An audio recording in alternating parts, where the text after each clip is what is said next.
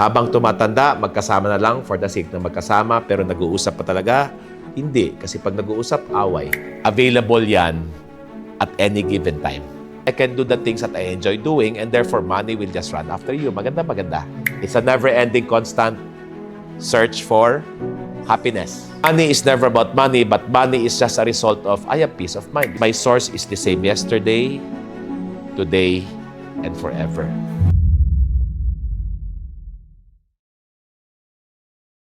Pag tumatanda, mas nagiging hindi maayos, hindi, baliktad.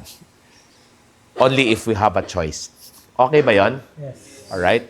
Sabi si Coach Ras, ready go. Si Coach Ras, Kahit hindi magtrabaho, kahit di magtrabaho, yung pera, yung pera, umaapaw. umaapaw. Okay? Ako yung taong kahit the next 50 to 7 years, 70 years, kahit hindi na ako nagtatrabaho talaga, pero buhay na buhay ako, okay? Base sa lifestyle na meron ako. Pwede ko bang i-share yung lifestyle ko? Yes. Okay? Bukas ng gabi, balik ako ng Manila kasi Davao. Every Holy Week, entire family, okay, we rent a whole island for 3 nights and 4 days. All in, all family. Ganito. Okay? Maganda. Right? Tapos after that, may Bangkok trip tayo, 50 tayo. Tapos Singapore naman, kasama ko mga interns ko. Tapos yung in-laws ko naman, mag-Alaskan cruise kami. From San Francisco, Vancouver, lahat yan business class. Maganda. Tapos the whole month of June, twice ako magda-Japan, kasama family. Maganda. So normalan lang sa akin yan. And every year it's like that. Okay, yung isang tanong nga sa akin ni Leo, ano yun? Excited ba ako sa Europe? Sabi ko, kung pwede nga lang, i-cancel. No? Lakas ko kay Lord, kinancel ni Lord ang cancel. Kasi hindi na siya ganun ka-exciting. Sa totoo lang, kasi parang, ask me why. Why? Wala na akong pangarap. Bakit ko pa pangarapin? Bilihin ko na lang. Maganda ba yan? Like ito, di ba? Sabi ko, nung December, nung before pa ito, sabi ko, tagaan nyo sa Batulay, meron tayong sarili nating lugar na farm. Nangyari. Okay ba yung ganon? Yes. Na yung pera hindi mo na po problemahin. Parang hangin na lang. Pag gusto mo kumita, sige nga, inhale. Pakigastos, exhale. Ba't ka nagtira? Nagtira ka, hindi. Nagtira ka, hindi. Ba't mo tipid-tipirin yung pera? Kung ang pera ay parang hangin, bakit mo pa kailangan i-budget? May nagtira ba? Sige nga, one more time. Inhale. Exhale. May nagtira, wala. Bakit kailangan mo i-budget? Bakit kailangan mo tipirin? Siguro dahil takot ka na maubusan ka kasi hindi ka naniniwala ng lahat ng gusto natin sa buhay, available yan at any given time. Base saan? Okay? Wala pa akong religion, pero naniniwala ko sa Diyos. Sino dito sa inyo katulad ko, may Panginoon? Taas ang kamay. At yung Panginoon mo is limitless. Na kaya niyang ibigay lahat ng gusto mo, quality and quantity. Thank you. But based on result, bakit parang hindi limitless yung supply? Parang laging kulang. Do you agree? Ask me why. Why? Because maybe a lot of us tulog. Ang tawag ko dyan, walking zombie. But maybe these 2 days can be now our awakening to really understand ano ba talaga ang sikreto ng buhay. Right? Narinig niyo na ba yung kasabihan, habang tumatanda ako, lumiliit ang aking circle of friends, circle of association. Right? I don't wanna grow old lonely. Pati pamilya ko ayaw sa akin. Pati apo ko ayaw lumapit sa akin. At sasabihin, normal lang yan. Hindi. Hindi siya normal kasi number 1 source ng longevity, hindi pagkain. So sabihin mo sa katabi mo, bukas, may lechon, lahat ng taba, kainin natin. Right? Ito, this is based on study Harvard, 100 years old and above people. So diet is not even part of the top 10. Okay? It's not even, exercise is not even part of top 10. In fact, nakakatawa yung nag-invent ng red meal at before age 40, namatay. Right? Would you like to know what's the top one? How you can live really long, happy, excited in life? Yes or yes? Yes. Your level of social ties. Which means sa bahay, do you feel loved by people who loves you? Or do you love people who you truly love? Or you don't even know what love is? Kasi yan ang nakikita ko. No? I've been working with people for almost 20 years. Siguro kung personally kong nakausap na coach, mahinang 100,000 people. Okay? Halos lahat, they are in a relationship but they're very disconnected. Specifically, husbands and wife. Habang tumatanda, magkasama na lang for the sake ng magkasama, pero nag-uusap pa talaga? Hindi. Kasi pag nag-uusap, away. Can you imagine, your last few days of your life, hindi masaya yung conversation? I'm not saying you, baka perfect naman yung relationship nyo, but most of the people I know, husbands and wife, they don't even talk. Nag-uusap lang pag meron kailang pag-usapan, pero yung mas masaya pa ang usapan sa barkada, mas masaya pa ang usapan sa kapatid. Pero sa pinakataong ka-close mo, parang bakit hindi siya ganong kasaya? At sa akin, hindi po yan totoo. Kasi by next year, magto-20 years na po ako and my partner. Pinapalakpakan po yan. Okay? Tapos, yung conversation namin, walang halong kailangan ko pag-ingatan kasi baka masaktan. Kasi gising kami sa aming relationship, hindi kami tulog. Okay ba yon? Yes. And yan yung gusto ko mangyari. No? And in the end, ito lang yung paniwala ko sa buong mundo. And if you truly understand this, I'll guarantee you, you'll have instant peace of mind. Who wants peace of mind? Right? Thank you. Number 2, you'll have instant joy. Ano pinagkaiba ng joy sa happiness?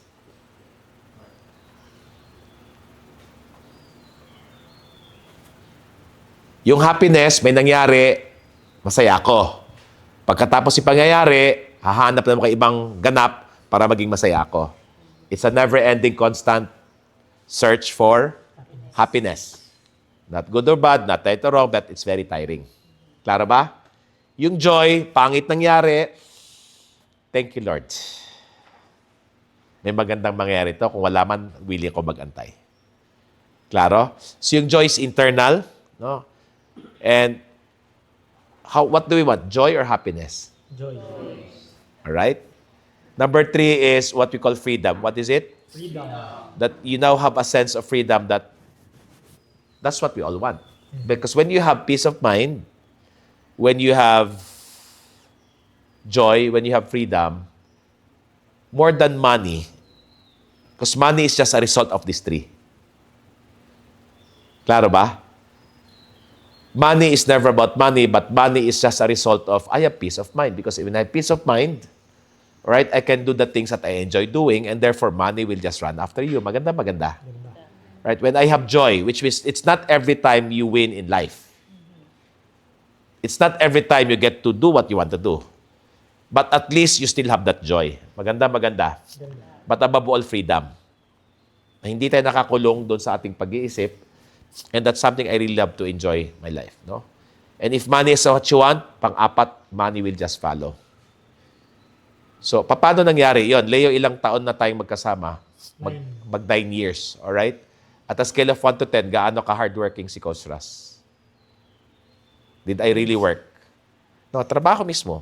Yung mismong, yung talaga nakatutok para kumita, or all my work is just, can I safely say it's zero hard work? Klaro ha? That when you saw me, when I talked the last time, hard work ba sa akin yun or hindi hard work? It was just fun. When I do this, guys, minimum 10 people, 75,000 per night, that's 750,000 per night. Maganda, maganda.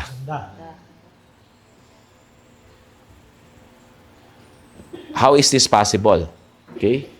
This is possible because siguro nagising ako sa katotohanan na yung trabaho ko, yung negosyo ko, yung career ko, hindi siya ang source ng aking kasiyahan at aking kayamanan. Kasi kung yung source ng aking kaligayahan ay sa mga asawa ko, sa anak ko, sa kapatid ko, pwede kang ma-frustrate. Pero kung naintindihan ko lang, channel lang ito, vehicle lang ito, pero naintindihan ko yung source ko, never ako ma-frustrate sa source ko. Ask me why. Why? Because my source is the same yesterday, today, and forever. When I say source, my God, whoever you believe in. Do you believe that your God is the same yesterday, today, and forever? Yes. Never changes? Limitless capacity? Yes. Abundant? And therefore, pag nakatuto ka dito, kahit tumaas ang presyo ng langis ng 300%, walang problema. Ask me why. Why? Etong source ko hindi naman yung langis, hindi naman si Petron. Right? Kunwari yung asawa ko, nag-ibang landas, ibang ugali, hayaan mo na. Ask me why. Why? Channel lang naman to eh. Dito ako nakatutok sa source. Is this clear? That when we are now awakened, what's the word? Awaken. Paggising na tayo sa katotohanan, na lahat na nakikita natin sa mata, that's just a channel, that is just a vehicle, or a container. It doesn't matter as long as what truly matters is nakatutok ka sa source mo, nakakonect ka sa source mo, at siya ang bahala lahat sa inyo.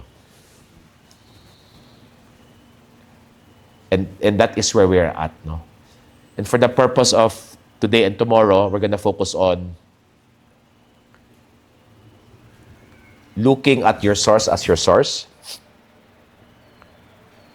and apply our source to our vehicle, which is our parents, our siblings.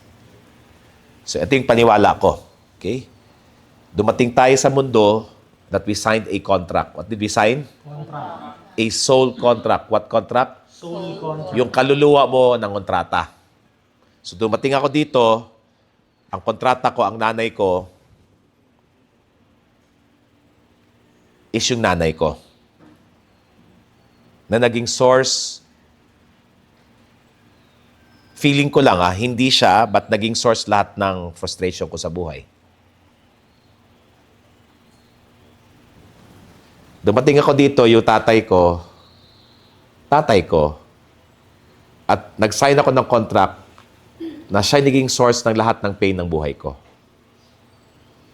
Kung hindi ko naintindihan na ito pa lang yung aking contract, that my job here is to go beyond the pain,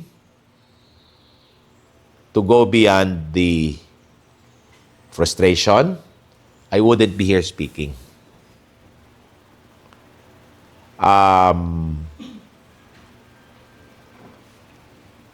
2 years ago, my dad passed away.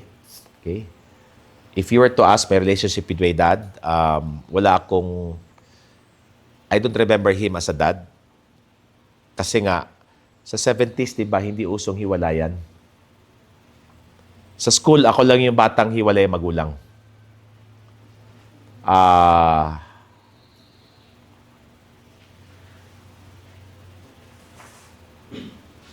And hindi ko naintindihan bakit ganun. So when my dad passed away, okay, nasa party pa nga tayo noon, malala mo. Tapos mas worried pa sila kaysa sa akin. Parang nagpa-party-party pa ako. So maybe people were judging me. Ano nangyari kay Ras? Bakit siya ganun? So ako, para sa akin,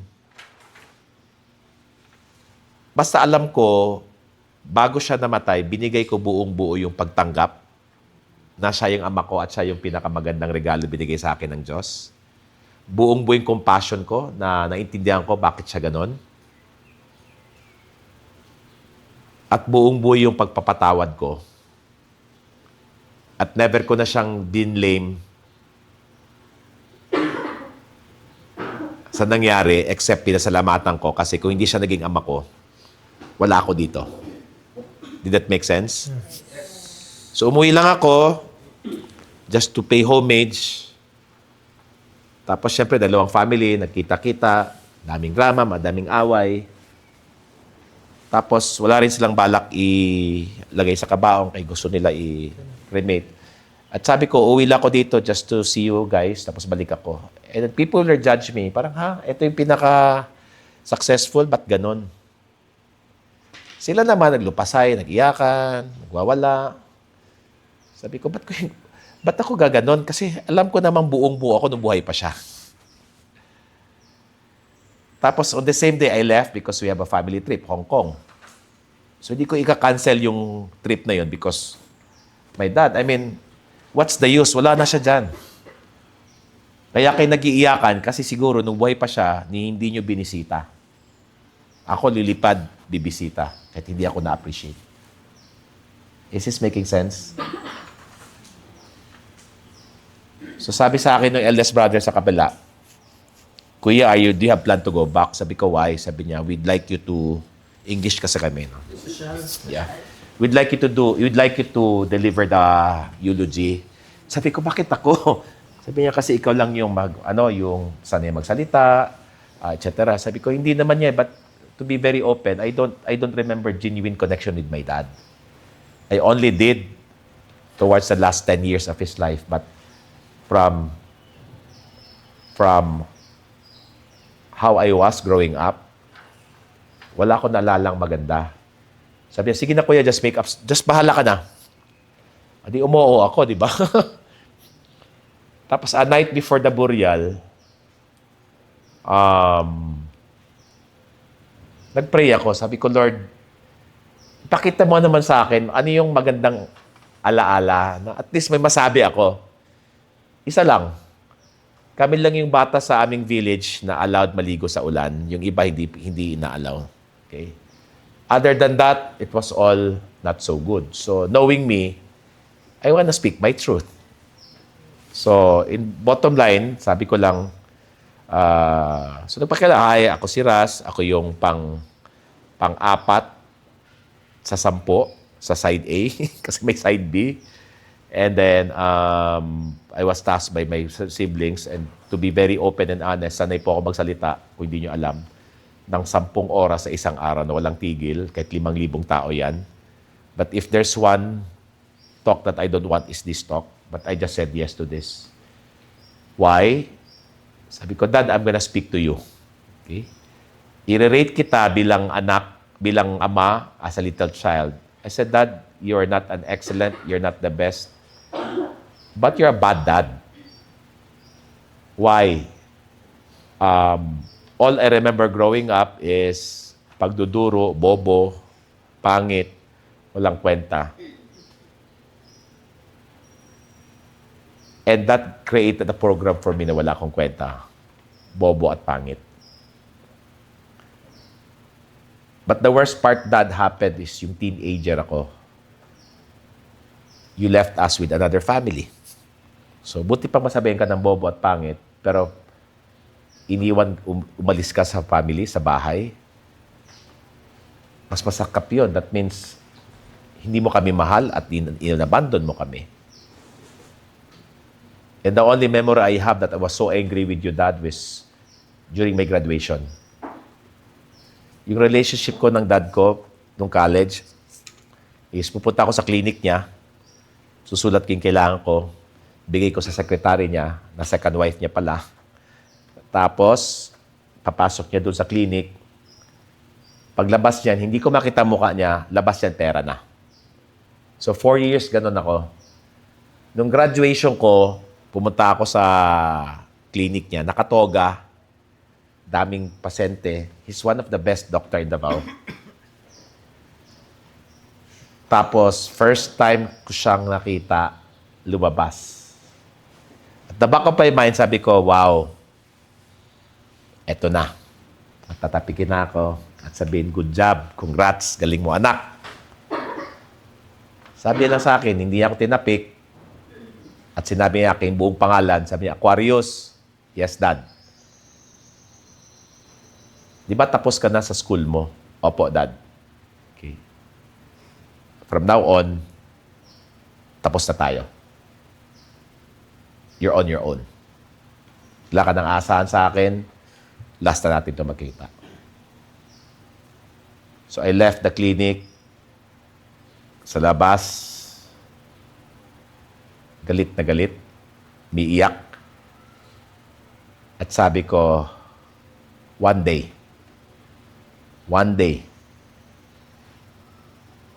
you'll be proud of me.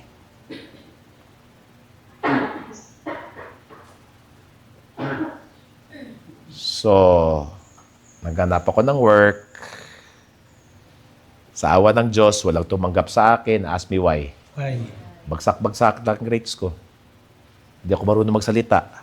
Yung English ko, pulpul talaga. Tapos ang pangit ko pa noon. Gwapo na ba ako ngayon? Yes. Eh, Siyempre may budget na, di ba? So I started my career as a janitor. One company lang, naging janitor, naging promodizer.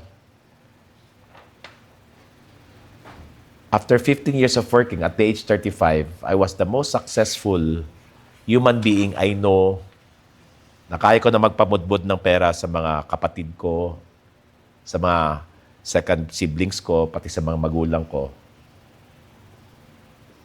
But hindi ko naintindihan anong nangyayari sa akin at that time. At age 35, the most successful human being, but nobody knew. Kasi dati hindi naman uso yung psychologist, psychotherapist. Yung word na suicide noon, hindi pa yun uso. Ngayon lang na uso yan, no? Depressed. Depressed. So gabi-gabi umiyak ako. Sabi ko, Lord, kunin mo na ako. Hindi ko naintindihan bakit. Up until, okay, nagkaroon ako ng isang awakening moment nung matend ako ng parang ganito. Kasi pinadala ako ng boss ko. Hindi na ako maka-function eh. Age 35. And the exercises that we did there allowed me to see life differently. We were asked to list down 10 names of people who hurt me the most. Hulaan niyo sino top 1. Daddy.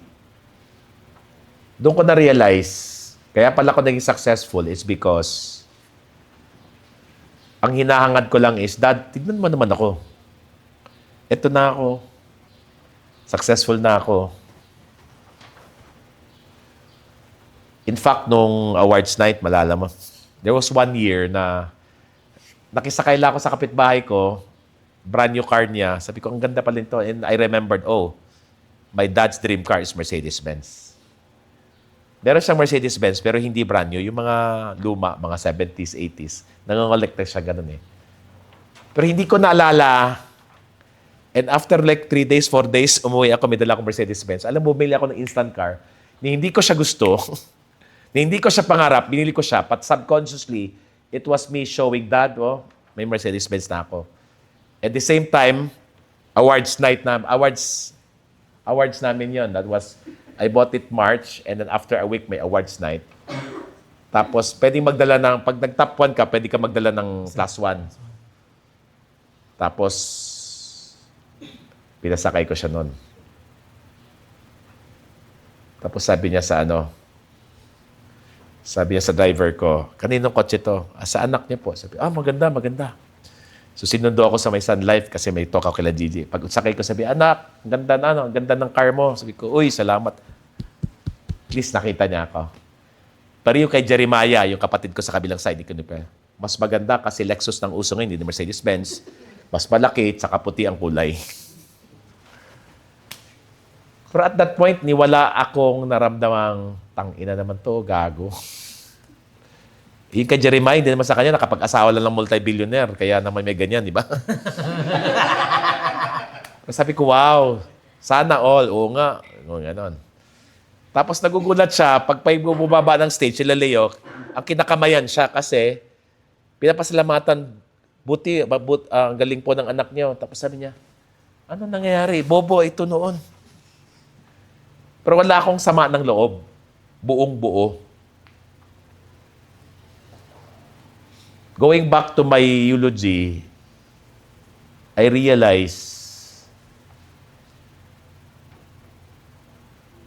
na yung sinign up ko for my dad is the very reason why I found the most important thing in life. Most important thing in life is not money. Money is just a result of. Most important thing in life is what we call purpose. Na kung hindi siya yung naging tatay ko, hindi ko magagawa yung ginagawa ko na tulungan yung mga anak ninyo at tulungan siguro yung mga apo ninyo at mga anak ng ibang anak. Kasi na-heal ko yung sarili ko doon sa gift ko sa tatay ko. Because what I realize is in life, you cannot give what you don't have. So nung sinasabi ko yun, may narinig akong matandang babaeng gumangawa, 80 years old. She went to me, the youngest sister of my dad, who's diagnosed with breast cancer. Her eldest daughter also diagnosed with breast cancer. At yung kanyang young eldest granddaughter diagnosed with breast cancer. And then she went to me and say, bakit ngayon ko lang narinig ito? Sabi ko, ano po tita? Na yun pala, yung love language ng lola at lolo nyo, anger. Na ipasa sa akin. Na ipasa sa anak ko. Na ipasa sa eldest daughter ko, granddaughter ko. At kung alam ko lang to, sana ako na ang nagtigil. So which means maybe the reason why hurt is all my dad gave to me because hurt was given to him by his parents. And maybe his parents grew up in the war. So nagkaroon ng pasa. So blessed ako kung hindi naging nanay ko, wala ako dito. Kung hindi ko naging tatay ko, wala ako dito. At special sa akin to kasi